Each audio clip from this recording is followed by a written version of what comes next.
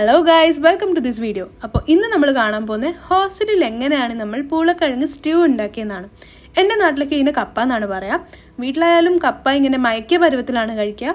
ഈ സ്റ്റ്യൂ ആദ്യമായിട്ടാണ് ഞാൻ കഴിക്കുന്നത്, അപ്പം ഒന്ന് റെക്കോർഡ് ചെയ്യാമെന്ന് വിചാരിച്ചു. അപ്പം അതിനായിട്ട് ആദ്യം തന്നെ നമ്മൾ കപ്പയിൽ നിന്നൊന്ന് കുട്ടപ്പനാക്കണം. സ്കിന്നൊക്കെ ഒന്ന് പീൽ ചെയ്ത് കഴിഞ്ഞ് കട്ട് ചെയ്ത് ക്യൂബ് പീസസിൽ കട്ട് ചെയ്തിട്ട് നമ്മൾ അതിനെ കുറച്ച് 5-10 മിനിറ്റ് വേവിപ്പിച്ച് ആ വെള്ളം നമ്മൾ കളയണം.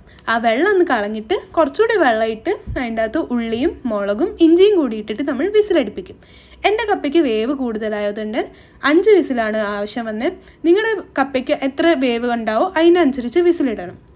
അപ്പോൾ ഇതാ സൈഡിൽ കൂടെ പുട്ട് ഉണ്ടാക്കുന്നുണ്ട്. ചിരട്ട പുട്ടാണ് ഉണ്ടാക്കണേ. അപ്പോൾ ഒരു മയങ്ങണ പരുവത്തിലാവണം. മയക്കിയ പരുവാകുമ്പോഴത്തേക്കും നമുക്ക് അതിനായിട്ടുള്ള താളിപ്പ് റെഡിയാക്കണം. താളിപ്പിലായിട്ട് നമ്മൾ എന്താ യൂസ് ചെയ്യുന്നത്?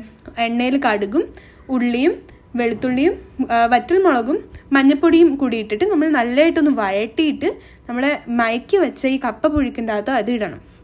ഇതാ ready. Easy and quick recipe ആയിട്ടുള്ള കപ്പ സ്റ്റ്യൂ റെഡിയാണ്. അപ്പം ഇത്രയേ ഉള്ളൂ. ഇത് നമ്മൾ കഴിച്ചത് പുട്ടിൻ്റെ കൂടെയാണ്. അപ്പോൾ അത്രയേ ഉള്ളൂ. Bye bye.